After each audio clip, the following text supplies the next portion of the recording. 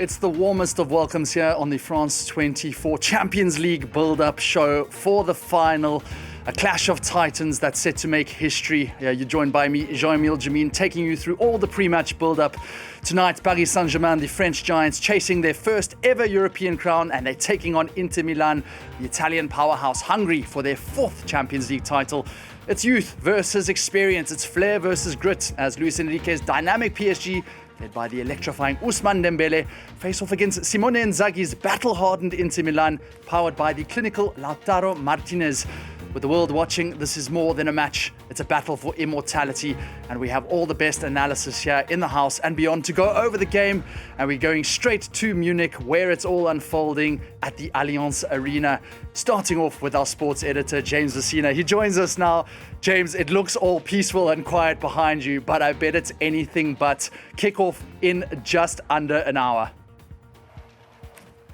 Oh, it's peace and quiet indeed, Sean, because everyone's made their way into the stadium now. It's been a couple of hours that we've been here now, and fans have been trickling in slowly but surely, and pretty much everybody is set, either in the fan zone close to the stadium, or will be making their way towards their seats to begin, as the match is set to begin now.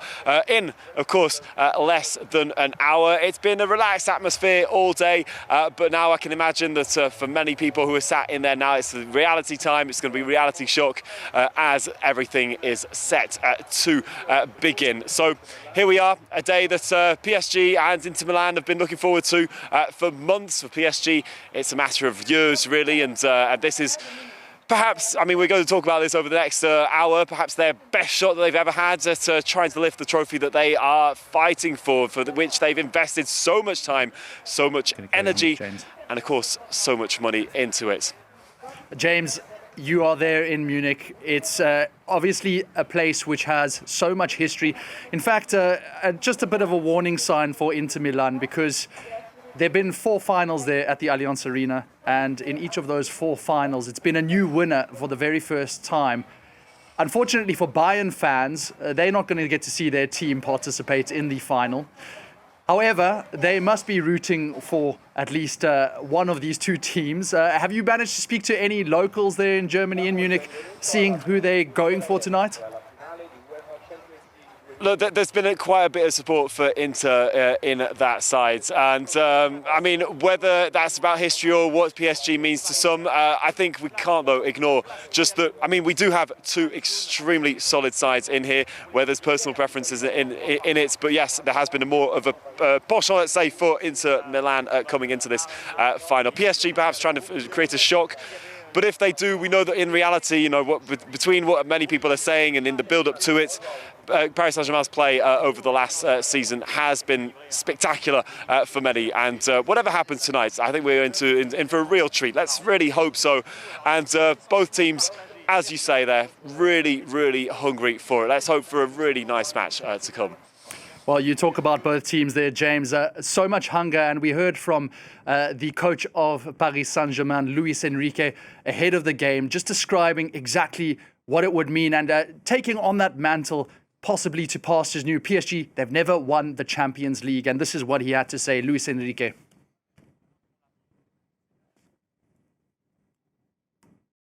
To tell you the truth, my main motivation is to make history in Paris. That would mean to give happiness to a country, a city, and an exceptional club.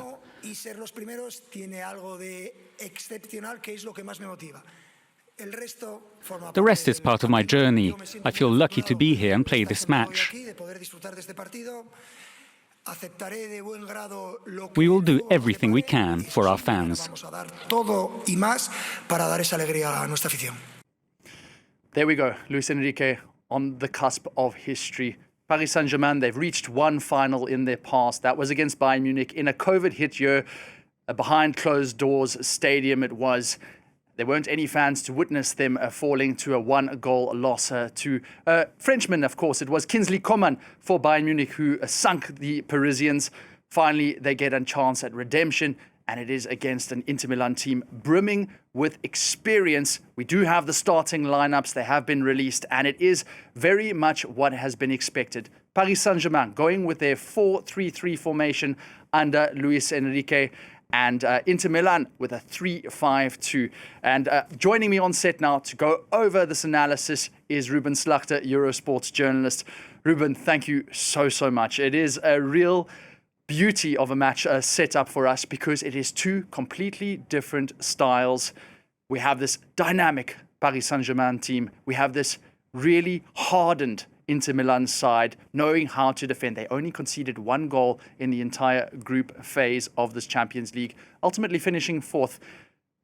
Let's look at these starting lineups and see where this game could be won and lost. Let's hope it will be a fantastic game. I really hope that Paris Saint-Germain, we were just listening to Achraf Hakimi before coming in, and he said, yeah, we want to control the game. We want to take it in our hands. I hope so. Because if they do that, I hope that it will play 1v1 over the whole pitch. And then we have a classic. Then we will have one of the best Champions League finals ever. Because I think that PSG, they will have seen the incredible games between Inter and Barcelona, of course. During these games, there was a lot of excitement all the time. And that was also because of Barcelona. They didn't want to change their mentality, which was naive because Inter, they prepared for it. They were strong on the counter-attacks. I think that PSG is a little more better balanced than Barcelona is. So if they really want to go for it and if they want to take all the risks they can, I think that they have a really good chance. And then we have a fantastic game. If they will be a bit more afraid, like, okay, if they will say, okay, we'll move back a little bit, yeah, then maybe it can be a bit more disappointing. Well, let's just quickly look at this team behind you because it is filled with youth. Yeah. PSG with the youngest average side in this entire Champions League campaign. They do have, though, the stalwarts of Marquinhos at the back. They've got their new signing, Pacho from Eintracht Frankfurt, the Ecuadorian. Achraf Hakimi, the Moroccan fullback, is going to be bombing up and down the wing. Up front, they have gone for Kvaratskhelia, the Georgian, Ousmane Dembele, who's found an incredible bout of form, and Desiree Doué, one of the young French stars. How scared should Inter be of this side? They should be scared because this PSG team has been the most exciting team in the Champions League in terms of dynamics, in terms of they have so many weapons to hurt their opponents. That's why it's very, very interesting to watch them. The games against Liverpool, we all remember them. Strangely enough, they both finished 1-0 because there were so many chances during these games. Kvaratskhelia, Dembele, of course, but also this midfield that is so dynamic. It's all due to the tactics of Luis Enrique. I mean, he is their strongest man, to be honest. What a signing he was in 2023, taking over and really instilling a whole new culture in the side. We remember to PSG before, a lot of stars, but not a team. Now it's a team without that many stars. But you shouldn't forget, I mean, these players were all bought for a lot of money. Let's not forget, it is around, we're talking 50, 60, 70 million euros. So it's not that these are poor players. It's now that there's more vision behind and that there's a proper team.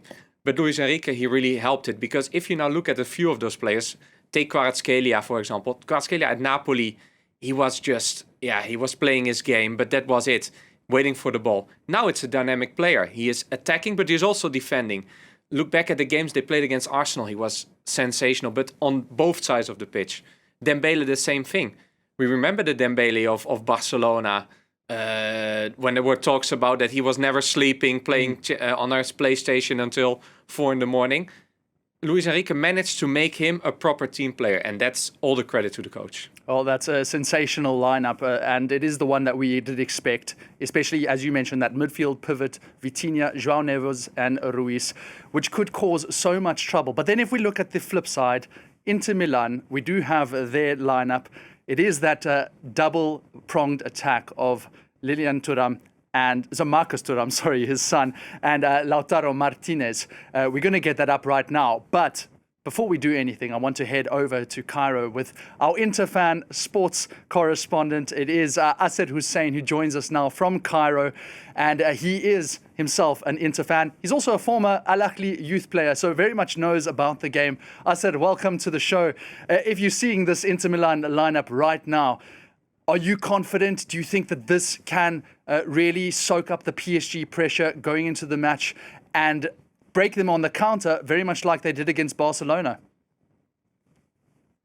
Hello, John. I'm glad to be with you. It's a pleasure. Yes, replying to your question, I think that I'm very confident as an Inter fan for this lineup. I think it doesn't vary a lot, and it's not very different from the lineup we had in 2023 against Manchester City in the final. Just 4 new members of the team.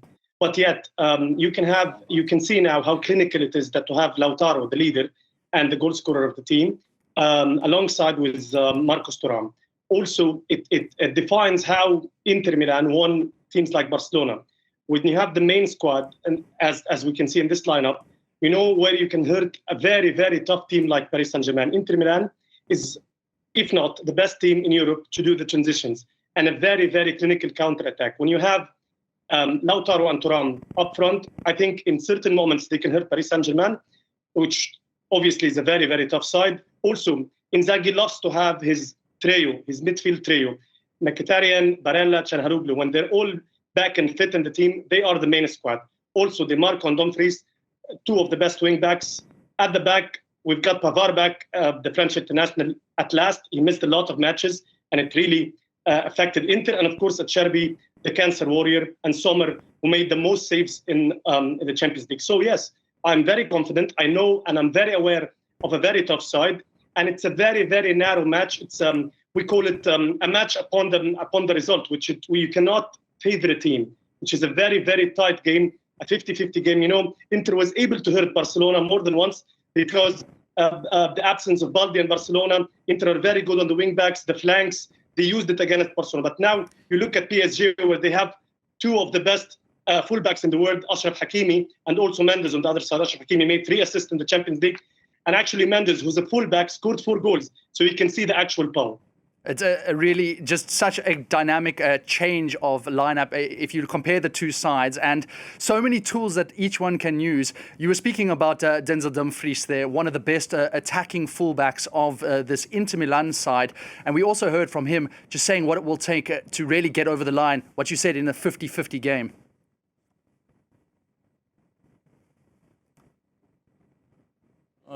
Great ups, great downs. So we have to put everything on the pitch, and that's what the fans can expect from us and what we will do on the pitch. And this is the moment for Inter, and I believe in it. And I know that they will support us with everything they have, and we will do everything we have to do to win the game. Ruben, just as a fellow Dutchman, Denzel Dumfries, he says it's been a season of ups and downs. We're going to get to the route to the final in just a second. But in terms of him, he's going to be playing a crucial role. Dumfries is an incredible story, right? I remember when he went in the Netherlands from Sparta to Heerenveen. And then already, I'm talking like mid-table Dutch teams. We were already talking, can he do it? Then he went to PSV. Everybody was asking, can he do it? Now he's going to Inter, and he still is is a crucial player. He reminds me a lot of Dirk Kuyt, strangely enough, because he's exactly the same type of player. Always questioning about him. But look, the mentality, all the energy he's putting in it. He said it this week. It's not about the talent, but the talent that you're using. And that's exactly what Denzel Dumfries is around. Just a sensational player. There's so many stories like that, and they're really flooding through, like Kvaratskhelia growing up in Georgia, like Dembele, who came from Normandy to play up in the ranks, going to Germany and then coming to Barcelona and now to PSG. We're going to get through all of that in a second, but I want to get some reaction from Paris. Finally, we managed to go to Selina Sykes, who's been there and about in the Parc des Princes. They are showing the game there on a big screen, and Selina has been talking to the fans. She joins us now. Selina, are they confident? Do they think they can win? Well, look, Jean-Emile, I think the stadium speaks for itself. An actual amazing atmosphere already at the Parc des Princes. 48,000 fans will be in the stadium this evening. That is basically full capacity. PSG letting out another 10,000 tickets later on because of the high demand for this event. Obviously, for fans who haven't made it to Munich, this is the best ticket in town. Fans have been here for hours before outside the stadium, letting off flares and singing, and now, well, the party is well underway at the Parc des Princes with various rappers performing to get the crowd revved up before that final at 9 p.m. Paris time. And as you said, I spoke to a lot of fans beforehand, and after the heartbreak of 2020, losing in their first final, I would say that this time round the fans are feeling quietly confident. Let's take a listen to some of those fans I spoke to outside the Parc des Princes earlier on. C'est historique, on va le faire. This is historic. We're going to do it. It will be the first Champions League title for PSG, and we hope it will be 3-0. This is going to be PSG's year. After the season we've had, we cannot let ourselves lose this match. It's important for the team. This is a young team. This year's the one. This evening is the one. We lost against Bayern Munich in past years. I hope this will be the good year. I feel it can be. So there you have it. The fans are quietly confident, shall we say, that this time round, the second time round, will be the lucky one. A lot of fans saying that they really appreciate this young side a lot more, obviously far from the bling-bling years we saw a few years ago with the likes of Messi, Neymar and Mbappe. This Luis Enrique side that he's pretty much built from scratch has gone down very well with the fans here. They're big fans of the way that this team has played throughout the competition and the attitude of the players. A fair few fans even saying they don't need Mbappe. His departure is already well forgotten for PSG fans here. And a fun fact for you, Jean-Emile, I don't know if it's maybe already been mentioned, but obviously Munich is, shall we say, a lucky omen for teams trying to win their first Champions League final a second time round. I know as a Chelsea fan, Chelsea did it back in 2012 in Munich, a second time round as well. So many PSG fans very quietly confident that this time round, second time lucky. Selena, that is an absolutely brilliant summary. We're going to come back to you in just a second, but it is looking really fantastic there in the Parc des Princes, I have to say. 40,000 spectators, and this is all built around that culture that Luis Enrique has instilled. You touched on it earlier about getting rid of those star players, the likes of Messi, Neymar, and Mbappe ultimately. Just tell me about this kind of new vision that Luis Enrique has for this side, and could this be the difference maker, young and French and hungry? Well, I don't say young and French because there's not so many French players, but what he manages to do is to make a team out of all these big names, and these are still big names. Don't get me wrong. Ousmane Dembele was sold a few years ago also for 130 million euros or so. So it's not that these are small names, but he manages to make a team out of it. And the issue before was that people were really came into PSG as those superstars, and then others had to adapt. He is making them all work together as a team, and that's why he's making a difference. All the people, all the players are important in their own way, and that's why, again, we talked about the word dynamic. That's modern football. That's why it's interesting to watch, and that's also why it's working. Well, we actually heard some reactions from fans talking about, and you see the man in picture there behind you. It's strange that we are still talking about Kylian Mbappe, despite him leaving now exactly a season ago. And yet they're saying that basically with Ousmane Dembele now leading the line as a false nine, this gives an entire new perspective. If we can just hear from one of the fans.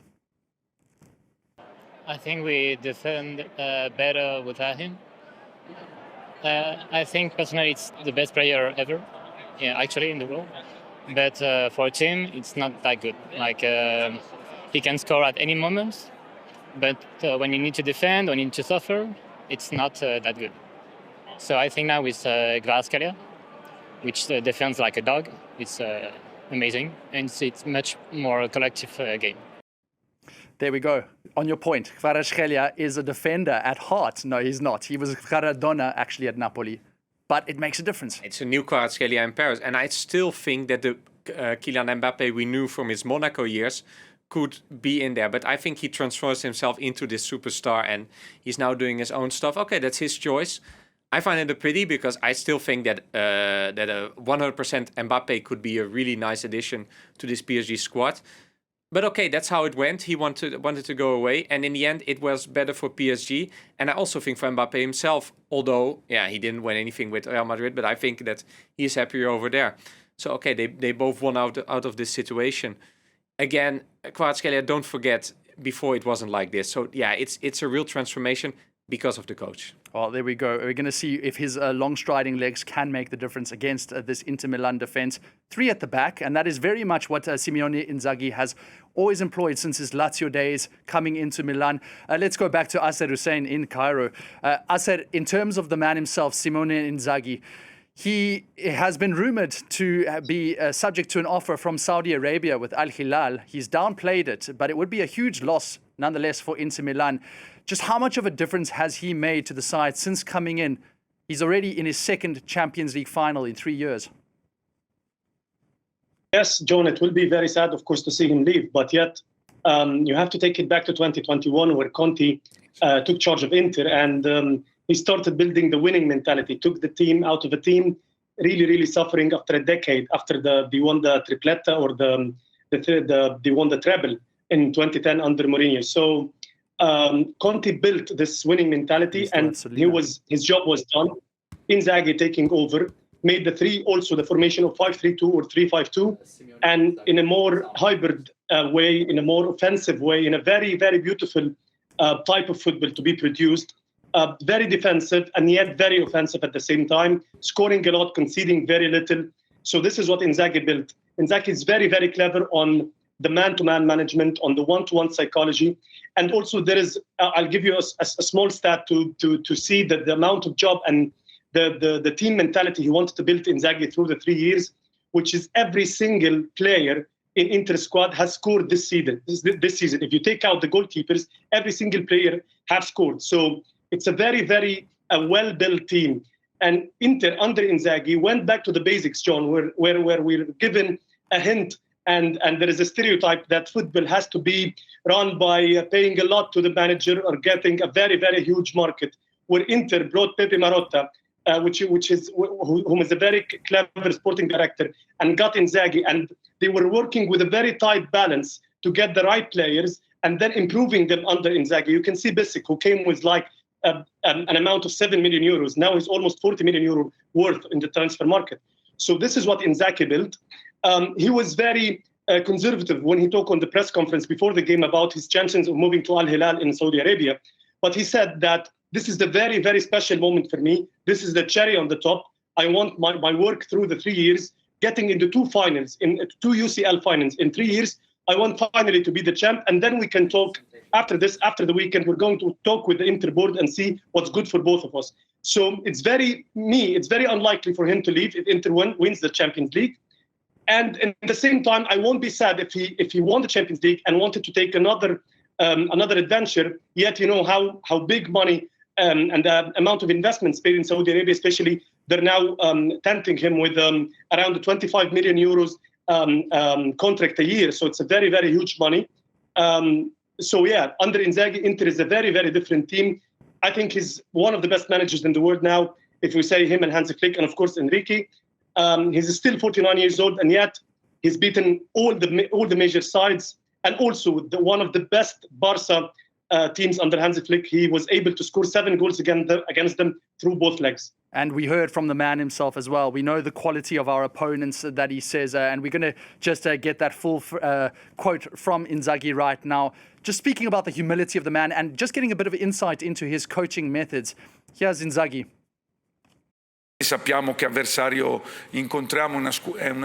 We know the quality of our opponents. They're at the top in Europe when it comes to ball possession. We're at the top of our league and also among the best in Europe. Obviously, we must play a good game from a technical point of view. Our passing must be sharp to get the ball away from PSG, as that's one of their biggest strengths. There we go. Simone Inzaghi talking about the technical aspects. Passing is going to be key in this match, and it's going to be played in front of thousands and thousands of spectators at the Allianz Arena in Munich. James Vecina, once again, coming to us right now. James, pretty much everyone must be in the stadium as things stand. Just speak to us more about the anticipation. This could be history on the line for Paris Saint-Germain. You yourself have many friends here in Paris. What will it mean to them if they get over the line today? Oh, I think for everybody, Jean, as we mentioned earlier, it's been, it's kind of been that objective that many supporters of the club and the club itself believes that they should be able to achieve something like this. Paris Saint-Germain, who've been performing, for a long time now, fantastically at home. Winning the countless times the French league. But on the European scale, it's been a different thing for them. They've been knocked out in several moments with several hurdles coming their ways in the Champions League. And that's really what's kind of like hit them quite hard. And I think at this point, if they can actually go and lift the trophy tonight, yes, it'll affirm, confirm their status status as a big club, as they are, even though they are, despite that lack of results in the Champions League, they will actually be able to say it loud and proud that they have finally done it and become the second, of course, only French club to have done it. The only French club to have done it before that is their big rivals, Marseille, the Olympique de Marseille, having won it in 1993. A big source of a lot of discussion and a lot of rivalry between them, with them. But Paris Saint-Germain believe that they can do it. So yes, most people have made their way through it. Just so you know, the numbers are, from what we understand, 18,000 fans on Paris Saint-Germain's side, 18,000 on Inter's side, which leaves in a 70,000 capacity stadium a lot of other guests who've been invited to come along. So a lot have made their way. But nevertheless, it's a very special day for everyone. I've mentioned the people who are in the stadium.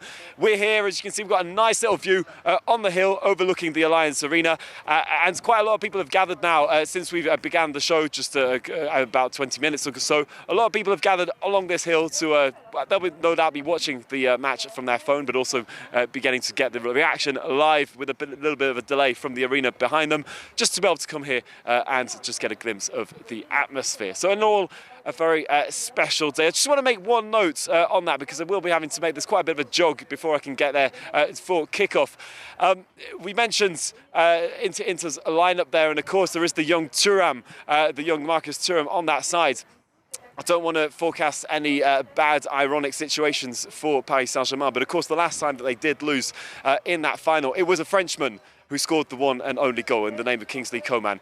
So let's hope for Paris Saint-Germain there's not going to be any ironic situation coming from on that side. But it was just a little note of perhaps some of the... Nobody's going to go into this final feeling too confident, even though everybody knows that they do have the strength to be able to win it tonight. That's a brilliant little anecdote there, James. But I have to just also remind our viewers that the last team to win in the Allianz Arena from France was Marseille, and they also beat an Italian team. So there's just omens all over the place. They beat AC Milan there in 1993. Let's just go to Ruben Slachter and talk about the route of the final. In terms of Inter Milan, actually, because they beat Feyenoord in the last 16, then they went on to beat Bayern Munich, which were actually favoured to go through, I would say. And that semi-final against Barcelona was one of the most sensational matches, two matches, a 3-3 and a 4-3, that the world has ever seen. If you're a PSG player, will you be worrying about that mentality from the Inter players themselves? That's the main question. Will they be worried? From a PSG point of perspective, I would say I hope not, because then they will just go all out and play their game. But it would be also pretty normal that they are going to think about it. And yeah, what Inter has shown this year is resilience. Again, it's just a very hard team to beat. If I may be a bit critical with them, if you have so much quality, especially in the Serie A, they didn't win the Serie A, they didn't win the Coppa Italia. They're now up for a Champions League final. They could lose it all. For a club of Inter, of their standards, and especially with the Napoli team winning the Serie A, much less strong than they are, if I'm honest. Okay, there's also a bit of pressure on Inter. You shouldn't forget that. But for PSG, yeah, if you look back at these games, yeah, Inter, they were sensational in those semi-finals. We just see that aggregate scoreline against Barcelona. I do apologize for the Arsenal emblem there. It is FC Barcelona that Inter Milan beat on aggregate. Sensational, really unbelievable semi-final. That really was just going both ways. Asser Hussein, I'll bring you into this because on the flip side, you had Paris Saint-Germain beating all English opposition on their route to the final. They knocked out Liverpool on penalties. That's after qualifying with their aggregate win against Brest. They knocked out Aston Villa, and then they beat Arsenal as well, home and away. That has to be at the back of the minds of the Inter players, especially because, as Ruben says, this could be the last dance under Simone Inzaghi, given the age profile of these Inter players. Yes, totally, John, and I couldn't agree more with Robin, but the only thing I want to clarify is that Inter was aware of this all season long, which is there was a main target and the main observation for the management and the team, and actually Inzaghi and his team, that the main target, the great prize, is Champions League. So I want to get you back to a little bit back. We want to get a little bit back to the 20th of April. where Inter were playing, as Ruben was saying, all for all and all for nothing. And they went on to, they just advanced into the semi-final after going through Bayern Munich, and they had to play Bologna in Serie A. And then they lost the game at the last minute. And then they had to face the next game. The next fixture was against AC Milan in Coppa d'Italia. And then they lost 3-0 because Inzaghi was trying to rest all the players for the Champions League. And to assure you for this, the moment, I think it was the 55th moment or something in the game, he tried pulling on all the main squad and making 5 substitutions all of a sudden. So he was aware of the sacrifice. Inzaghi was aware of it. The players were aware of it. And they knew that losing 40% of Inter's strength, which is the absence of Dumfries and Thuram on the 3 games, Bologna, AC Milan, then Roma, the 3 losses meant Inter lost their chances in Serie A and also Coppa d'Italia. So all eyes on the Champions League. And you can look at the money, of course, for the project and the owners. Now Inter are receiving 133 million euros. If they win today at night, 10.5 million additional 10.5 million euros. So if you compare this to the price of the Serie A or Coppa d'Italia, it's not even near to this figure. So I think, yes, they were playing all for all. When Inzaghi lost the Serie A, it was because he was sacrificing the players to play for the Champions League, to have them ready for the Champions League, to be able to beat Barcelona and get through to the final. And the sacrifice was huge, yes, because they lost the Serie A, they were the title holders, and they lost Coppa d'Italia. Now the only thing they're playing on today is the Champions League, or less. They're going to be winless, and there won't be any silverware for Inter this season. So yes, sorry, I'll interject there and say that the last 3 finals which Inter Milan have lost have all been against sides who have gone on to win the treble. That's another bad omen for them against Paris Saint-Germain. Let's go back to... sorry, I want to just go back to Ruben on that question. Is it a risk worth taking? Well, yeah, I think that he should have taken this decision a lot earlier. I think that he wanted to have it all, and at some point he realized that it didn't work anymore. A real issue for this Inter squad is the depth of the team. If you look behind the first 11 players, Asa can confirm or not, it's up to him. But I think that you have maybe 4 or 5 substitutes who are good enough to win games on a Champions League level. For Serie A level, I think they should have started doing their turnover, as they say in Italy, a lot earlier. Because they still have enough quality to win it there. But he is just, you can see that Simone Inzaghi, he is not confident enough with a few players like Aslani, players like Taremi, players like Arnautovic, even Carlos Augusto. I think these 11 he is playing with today, these are his players.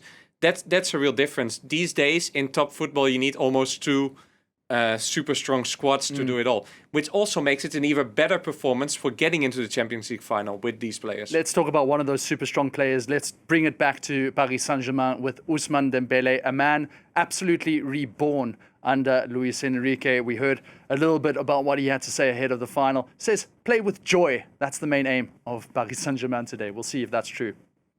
As I often say, we are very proud to be in the final. We have worked very hard. It hasn't been easy, especially in the first part of the Champions League season. But we changed this dynamic, especially in the second part of the season. It is fantastic to be in the Champions League final. We are going to take this final very seriously, but also with joy. That's a real danger, man, for Inter to face. Let me just ask Asser Hussein, because you have some, we can say veterans, Asser, in the back line, in terms of De Vrij and in terms of Acerbi, who scored that miraculous equalizer against Barcelona. A centre-back, his very first Champions League goal, and it was an equalizer against Barcelona. And a man who's also come through things like testicular cancer. He's lost his father, went into alcoholism, and he's now reborn as a player at the age of 37. Nonetheless, they're going to be having to face a guy like Ousmane Dembélé. Is it possible that you shut the PSG attack out completely? Well, I have to be honest. It's why pazza. They always say in Italy "pazza Inter" which means crazy in Italian. Yeah. So it's exactly what you're saying, John. It's this kind of team where the centre back was 37 years old and almost at the end of his career, where there are only 2 minutes left on the clock for Barcelona to advance to the final, and then he looks back to Darmian on his side, the other defender, and say "Lovado," which is in Italian, "I'm off." And he goes without any instructions from Inzaghi, goes to the box of Barcelona's box in the final third and scores the equalizer. So this is kind of what you need from the mentality, from the veterans, to do this kind of moments, to be clinch and to be clinical in such moments. And Acerbi is one of these warriors that Inzaghi very much relies on. And as you said, he's a cancer survivor twice, and of course he's been through a lot of things in his life, like losing his dad and alcoholism and so on. But I think we can go back to 2023 final, John, if we're talking about him being the marker of a big profile players like Haaland. If you remember in 2023, he almost isolated Haaland, and it was one of the best marking for a defender to a very, very dangerous goal scorer. So Dembele, respectively, is also very dangerous on Inter back three, because you're talking about a player who made one of the most dribbles after Lamine Yamal. You're talking about 61 completed or successful dribble in the Champions League. So they have to worry about him, but it's always between speed and youth, and as you said, veteran and lots of expertise in this field and playing a lot and going through this situation. So I think it's veterans and the final dance versus the youth and the team of the future, which is PSG, which actually, as an Inter fan, I'm very proud of the project. I'm very proud of Enrique, but yet you're talking about 3 or 4 players, John. This could be actually the final dance, and they could hang up their boots after the game if they win the Champions League. You're talking about Mkhitaryan, you're talking about Acerbi, maybe also Darmian, maybe Sommer. It could be their final game, because this would be the peak of their career, respectively, with their ages in our heads. This could be their last dance. Well, we'll find out absolutely if they do continue and they might get their hands on that coveted title. Let's go back to the Parc des Princes with Selina Sykes. Selina, we were just talking about Ousmane Dembele there, and there's also a whole host of youngsters in this Paris Saint-Germain squad. You've got Kvaratskhelia, you've got Desiree Doué, you've got Bradley Barcola as well, and then, of course, Dembele himself. How much do you think that this young team has rejuvenated the support for Paris Saint-Germain spectators there where you are? Because if we can cast our minds back to 2010, Paris Saint-Germain, the stadium itself was split between 2 sets of supporters, one from Boulogne and one from Porte-Haute. Now they have come together under the same banner, the ultra supporters, like never before, and it's something to behold. Finally, they might witness their team coming over the line together. Tell me about how this young team has really galvanized them. Well, listen, it's quite clear talking to fans beforehand that they feel a lot more, as you said, galvanised, that have a lot more hope in this younger team than they did a few years ago. Obviously, all fans like to have big names, the likes of Messi, Kylian Mbappe, Neymar. They were all very excited when these players first came along, but as time went on, fans, shall we say, lost a bit of hunger and hope in their team, because these players who didn't really seem to really be playing for the shirt and were more big stars, shall we say, than playing for the team. So I think it's safe to say that the fans we've spoken to here are really big fans, like of Desiree Doué, Bradley Barcola and Ousmane Dembele. These are all players that they feel are playing for the shirts and feeling that this is a real team unit that Luis Enrique has managed to create in very little time. Has to be said, a lot of credit has to be given to the Spaniard. And well, as you can see, the stadium really speaks for itself. Everyone is here. It's a full house, 48,000 fans here now. We're just over 10 minutes to go now until kick-off. And as you can hear, the excitement is palpable in the stadium here at Parc des Princes. To say, Selina, I'm very jealous of where you're stationed right now. It looks absolutely spectacular and really an historic occasion. If we can cast our minds back just a couple of years back, it was the COVID time when the fans were not allowed to be in any way part of that. Now there's even 3,000 Paris Saint-Germain fans who have made their way, the ultras, might I say, to the Allianz Arena. Selina Sykes, thank you so much. And look at these images coming from the Parc des Princes. It really is tremendous. The fans out in full voice, and you're going to be hearing Allez Paris from both sides of the stadium, and that reflection there. And we just always remember it every single time they've signed a big player, a Galactico, if you can call it that as well. And now watching this new generation come through. Ruben Slachter, they're going to have to do so against a team just absolutely brimmed with experience. And that two-pronged attack, as we mentioned, Lautaro Martinez and Marcus Thuram, how dangerous is that going to be? Together they're dangerous. That's the whole story. I think the Inter part, we already said it, Inter is dangerous as a team. If you look purely at the individual qualities, if I would be a PSG fan, which I'm not, but okay, let's play the game. I would say I would probably go with if I would have to take players of Inter, I would only consider Barella and Bastoni. For me, and as they say in Italy, the fuori classe, the incredible players they are. But the good thing with Lautaro and Marcus Thuram is that they are really well working together. They're both suited for this system. If you look, for example, here in France about a player like Marcus Thuram, they think that, when he plays up front in his own in the French national team, it's an utter disaster. But together with Lautaro, it works because they know exactly how to do it together, where they have to walk, where they make their running actions, and they're lethal in front of goal. Especially Lautaro is more lethal in front of goal. Thuram is doing the job for the other. Together, they are very, very strong.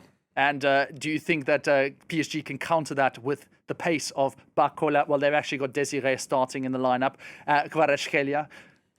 It's again what I said before. If I were Luis Enrique, I wouldn't be afraid. I would say, okay, listen, we came here because we play fantastic football. Why should we be afraid? The discussion has been again about the wing backs. I mean, that's one of the main weapons of Inter, Dumfries and Di Marco.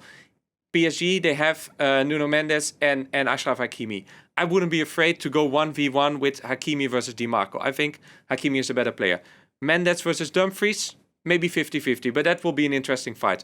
Then you have the midfield battle. Those three of Inter, more experienced players against the young dogs of PSG, can be a fantastic game. Again, I would say, listen, you came into the final playing fantastic football. Why would you change it now? Let's not be afraid and go for it. And if you go for it, I think that PSG, it can go either way. It can become games like we saw against Barcelona, because PSG won't defend properly enough, and then our two famous attackers, they will get their space, and it will be difficult because Marquinhos, if there's space behind him, is maybe not the fastest to cover it all. But you can also say, hey, we will control just the whole game and we'll just smash it 4-0.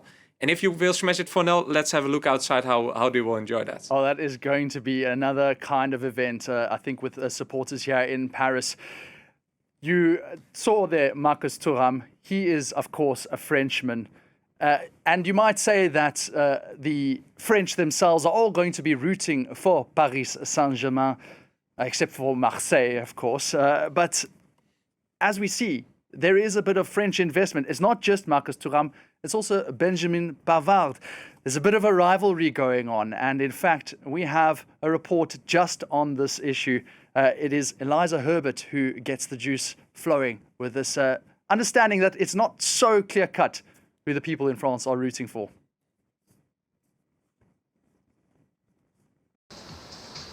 The City of Lights is teeming with football fever as Paris Saint-Germain prepares to take on Inter Milan in the Champions League. If victorious, it will be the first time ever a Paris team has won the trophy. A vision firmly in sight for coach Luis Enrique.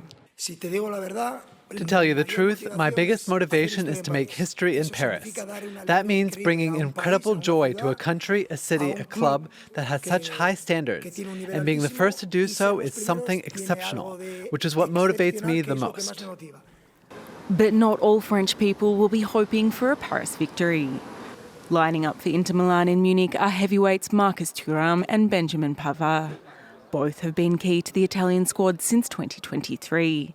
While Pavard is uncertain whether he will be able to take his place in defence as he is hampered by an ankle injury, Thuram is going into the match confidently with 18 goals behind him this season. And he has expressed no animosity towards his fellow Frenchmen. It's a special match because it's a Champions League final, and for me, perhaps even more so, because I'm playing against the team from the city where I grew up, Paris, against players I've known for a long time. It will be a good match, and we hope to win. The last time PSG came close to winning the Champions League was in 2020 when they made the final. However, the only time a French team has secured the trophy was Marseille in 1993. If you didn't need any reminding, well, I'm sorry for you. But if you just did, that is a brilliant summary of what we can expect. It is history beckoning for Paris Saint-Germain over in Germany, and it's up against Inter Milan, who are seeking their 4th Champions League. We can finally round up this show with a bit of a prediction as these live images stream in from the Parc des Princes. Ruben, what is the score going to be? I just hope for a fantastic game with a lot of goals. So I say 3-2 for Paris Saint-Germain. Oh, that is a brilliant result. Reminiscent of the semi-final. Lots of goals. And Asser Hussein can also give us his prediction. Of course, you are an Inter fan. You are going to want them to win. Where do you see this? How do you see this? What is the score going to be? If anyone was listening, would say I'd say the same result. But actually, I had in my head the actual score Ruben says, but for Inter. I'm pretty sure Inter will find Donnarumma's net, but yet it will concede goal from Paris. So 3-2 for Inter, I think, is going to be the result. Asser Hussein, thank you so much. Ruben Slachter, an absolute pleasure. Thanks to James from Munich. Thanks to Selina as well from the Parc des Princes. Of course, the final is kicking off in just under 4 minutes' time there in Munich. And we will have all the match reaction for you here on France 24 English. Please stay tuned. Come to us at halftime. Come to us after the match for a nice French perspective on the final between Paris Saint-Germain and Inter. It's the Champions League final, and it's all kicking off in just a bit.